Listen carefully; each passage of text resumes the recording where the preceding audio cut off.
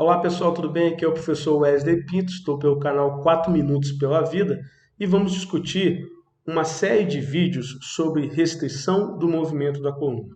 Vídeos curtos, porém com informações precisas, assertivas, objetivas, especificamente para te introduzir nesse assunto. Existem outros canais, como o Instituto Brasileiro de Atendimento Pré-Hospitalar, onde nós temos o suporte ao trauma no APH, que é o curso STAP, nosso curso de trauma para PH, além do workshop de manejo da coluna vertebral, onde discutimos isso de forma mais ampla.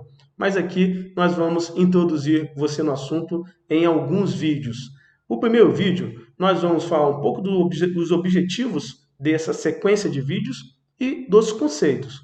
Os objetivos é te introduzir ou conceituar a restrição de movimento da coluna, depois discutir quem restringir e como devemos restringir. Quais as preferências que nós podemos utilizar? Quais as preferências para transportar essa vítima? E quais as preferências para transferir essa vítima e esse paciente do pré-hospitalar para o intra-hospitalar? Essas são as bases de discussões.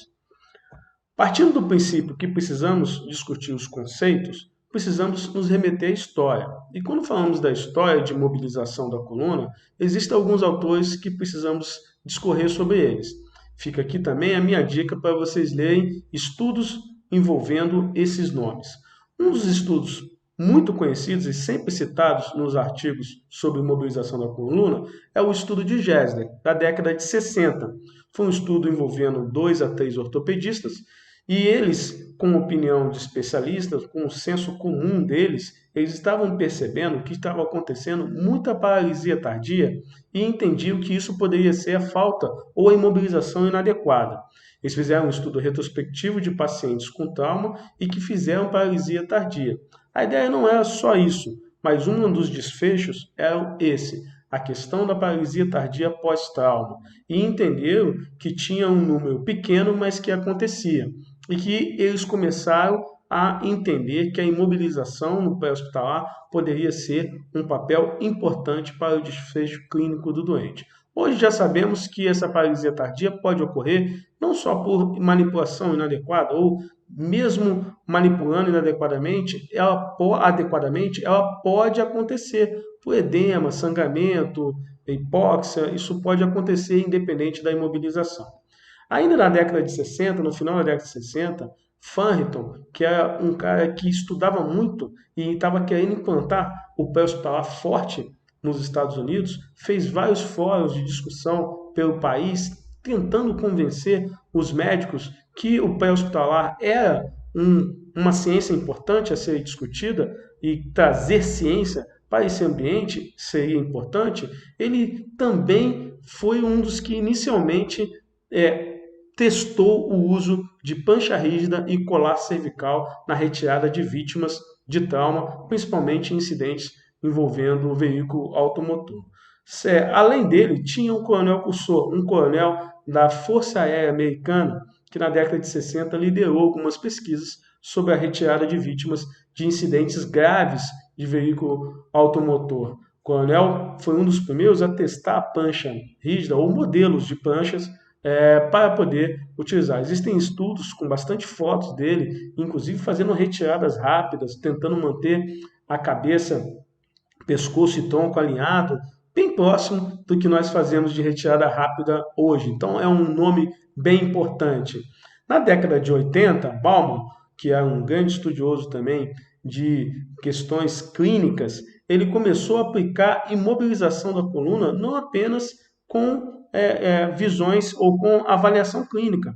E ele percebeu que todos os doentes de trauma deveriam ser imobilizados para correr menos riscos. Ele também fez um estudo avaliando a possibilidade de paralisia tardia, assim como o estudo de Gessler, um estudo envolvendo 300 doentes, quase 100 doentes, ele entendeu que tinha paralisia tardia com base na falta ou na imobilização inadequada. Vale lembrar que esses estudos eram opinião de especialistas, não é um consenso, não é um estudo com um nível de evidência alto.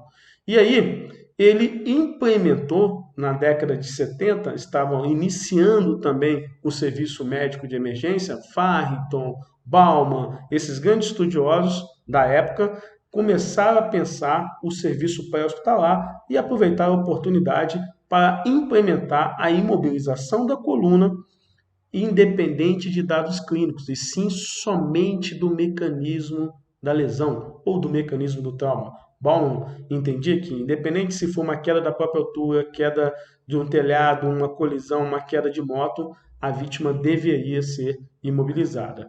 O serviço médico de emergência, ele formalmente tem início na década de 70, e seus manuais, os seus treinamentos, advogavam muito ao uso da imobilização da coluna, usando prancha e colar, onde esses outros estudiosos já tinham indicado a sua necessidade. Mas os estudos eram fracos, e na década de 80 para cá, muitos estudiosos começaram a avaliar os efeitos adversos da imobilização da coluna. Tem estudos da década de 80, da década de 90, dos anos 2000 e agora mais recentes. Então, isso não é uma discussão de agora. No Brasil, isso ficou mais latente nos últimos 5, 7 anos. Porém, essa discussão vem há muito tempo. Percebam que os manuais, os primeiros manuais do Serviço Médico de Emergência nos Estados Unidos, eles advogavam muito para a questão da imobilização. Era uma técnica, uma característica fundamental para o treinamento do técnico de emergência médica. Na questão da mudança do conceito, vale lembrar que por muitos anos, eu, por exemplo, treinei desse jeito, aprendi assim e ensinei por muitos anos assim, pensávamos que o conceito de imobilização total da coluna é a melhor opção. E dessa forma era a vítima em headlock, colar cervical e prancha rígida. Tínhamos orgulho em dizer vítima imobilizada totalmente. Hoje nós sabemos que esse conceito não existe. Por quê? Todo mundo que já trabalhou com vítimas em pranchas, em pré-hospitalar principalmente, sabe que somente a aceleração e desaceleração da ambulância já faz com que a vítima se deslize. Mesmo presa adequadamente, uma curva, uma ambulância andando um pouco mais rápido, também a vítima se movimenta. Então, na verdade, nós não imobilizamos totalmente a coluna do doente, e sim fazemos uma imobilização completa, uma restrição do movimento da coluna completa. Esse conceito é um conceito mais utilizado hoje no mundo, porque nos faz remeter, nos faz lembrar que nós não estamos imobilizando, e sim restringindo o movimento da coluna. E aí sim, restrição do movimento da coluna completa pode ser no uso da prancha rígida, maca vácuo, maca simples, com headblock, com colar cervical. Então, esses todos os dispositivos, ou prancha scoop, podem ser utilizados para a utilização do conceito restrição de movimento da coluna completa. Outro conceito que vem na década de 90 para cá é a restrição de movimento da coluna minimalista, para o doente instável, aquele doente que nós não podemos perder tempo. E aí o conceito é alinhar a vítima da melhor forma possível, a imobilização se torna um plano B, e imobilizar o doente o mínimo, ou restringir o mínimo, pode ser com colar, com restrição manual, pode ser com headblock, com os tirantes da maca simples ou da prancha rígida, e levar esse doente o mais rápido possível para o hospital, porque o fator que pode evoluir ao óbito não é a questão do trauma de coluna, e sim outros traumas inerentes àquele evento. Então hoje nós temos a restrição de movimento da coluna completa, a restrição de movimento da coluna minimalista e não restringir o doente. São essas as principais opções. Conclusão do vídeo de hoje. Precisamos entender que quando falamos de mobilização, há necessidade de entender como nasceu esse conceito, a história da imobilização da coluna. Passar por aqueles estudiosos é interessante para você entender como isso vem evoluindo.